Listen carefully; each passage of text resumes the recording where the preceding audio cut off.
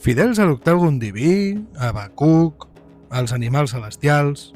A Bàrdia hi ha creients per a tots els gustos, però potser és més adequat començar per la més extensa i una de les més antigues.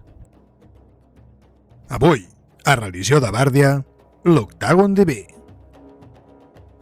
El culte més seguit a Salobra, el continent més al nord i proper al pol diürn, és una religió politeïsta amb un panteó de 8 divinitats. Fa eres, aquests 8 salvadors van unir forces per confinar a Drenach, la calamitat que volia destruir el món tal i com el coneixíem. El que pretenen els fidels a l'octàgon és fer recuperar les forces als 8 a través de la fe, per tal que puguin sortir de la seva letargia abans que el maligne.